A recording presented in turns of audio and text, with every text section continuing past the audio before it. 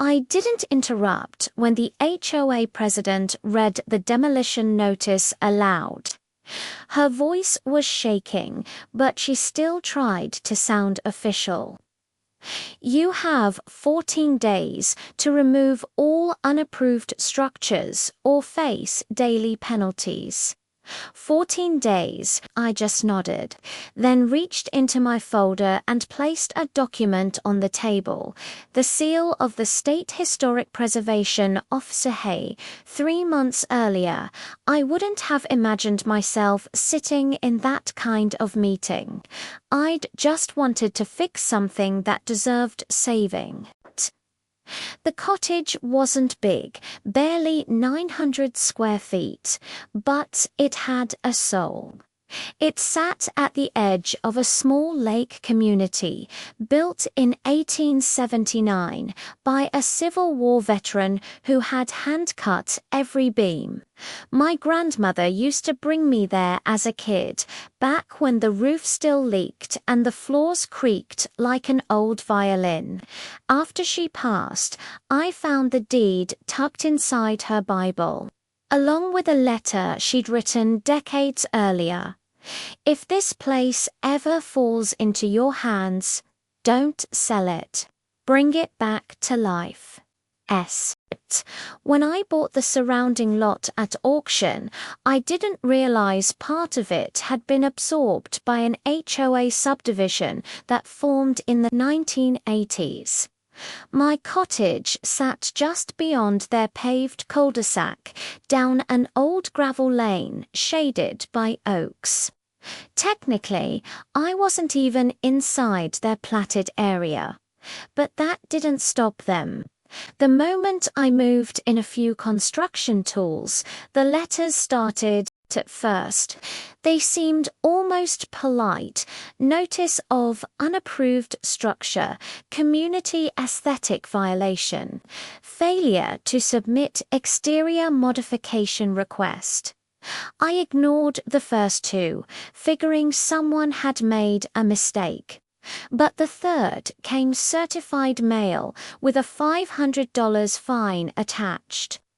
The letter claimed my unapproved cottage reconstruction violated neighborhood development covenants designed to maintain visual uniformity.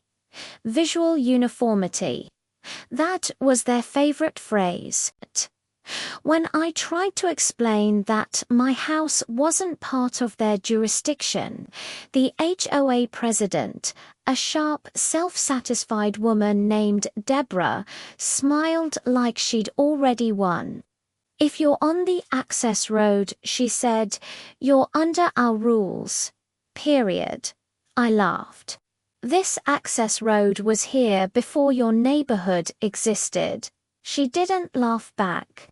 For a while, I tried to reason with them. I brought survey maps showing the property boundary.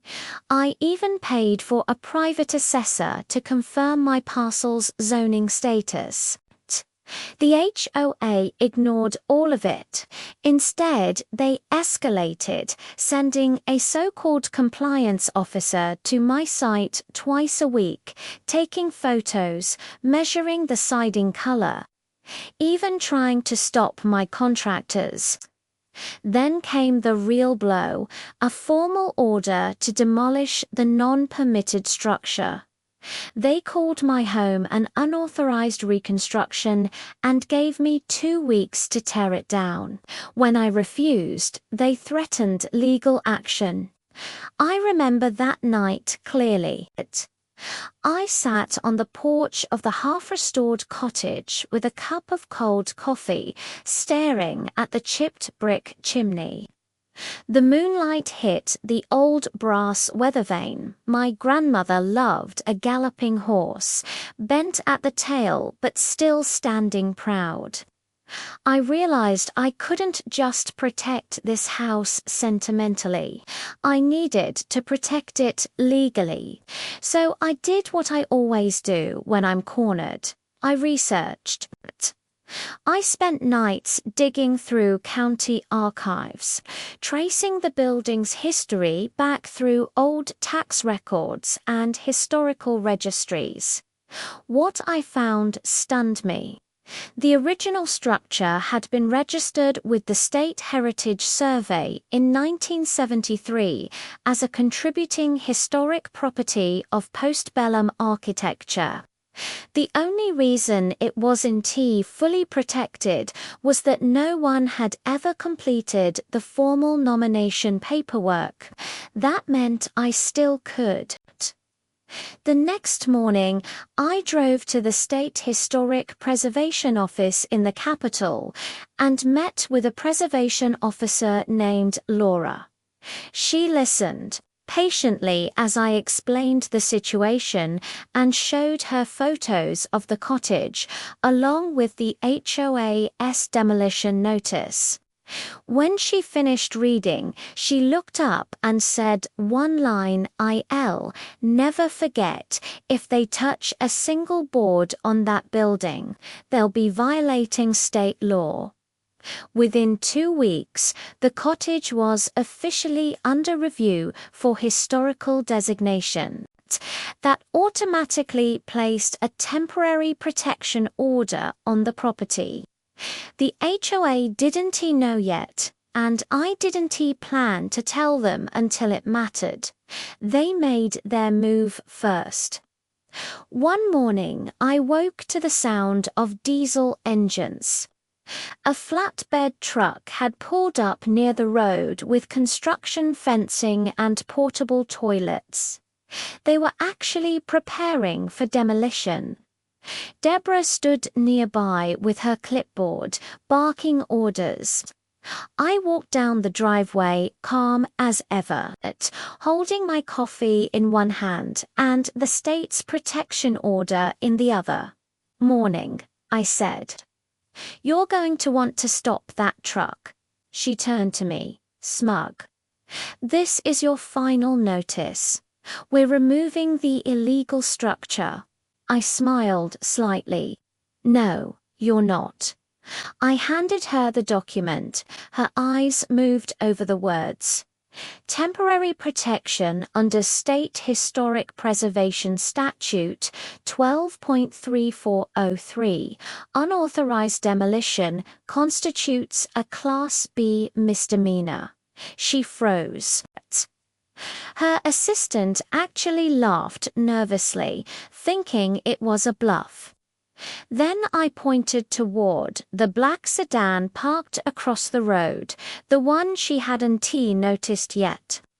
The man inside was a state preservation compliance officer sent by Laura's department to document the violation attempt. He stepped out, flashed his badge, and started taking photos. That's when Deborah's tone changed from arrogant to terrified. Within hours, the HOA board received a cease and desist order.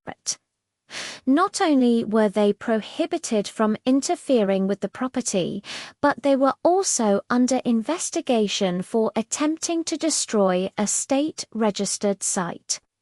When the local newspaper caught wind of the story, the headline read, "Homeowner saves 19th century cottage from HOA demolition." It spread fast.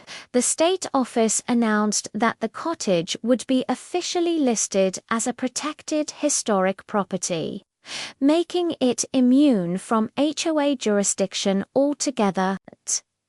Their lawyer tried to argue that my restoration had been unauthorized development, but the state replied that any structure predating the subdivision's founding was exempt by law.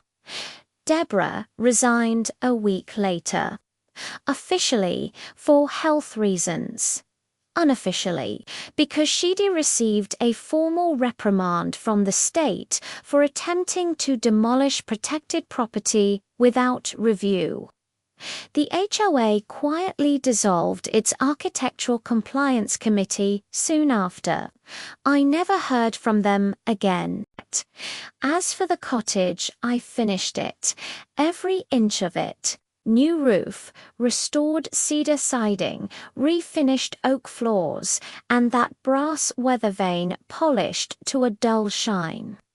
I even found the veteran's initials carved into the foundation stone, EWH-1879.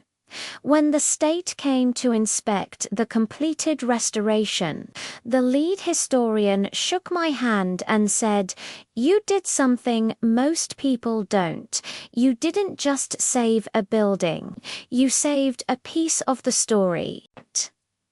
Sometimes, when I sit on the porch and watch the sun dip behind the trees, I think about Deborah and her bulldozer dreams. I imagine her realizing that the very laws she tried to use against me ended up being the ones that protected me. There's a poetic kind of justice in that. Now, every time visitors come by on heritage tours, they read the little bronze plaque by the front gate. E.W. Harrison Cottage Restored 2024.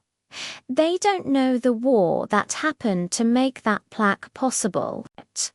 They don't know about the fines, the threats, or the early mornings spent scanning legal code over bad coffee. They just see a quiet house that outlasted arrogance. And that's exactly how I want it. Because some things, like integrity, family legacy, and 150-year-old walls that still stand straight, deserve to be left in peace. And this time, thanks to a little law and a lot of patience, peace finally won.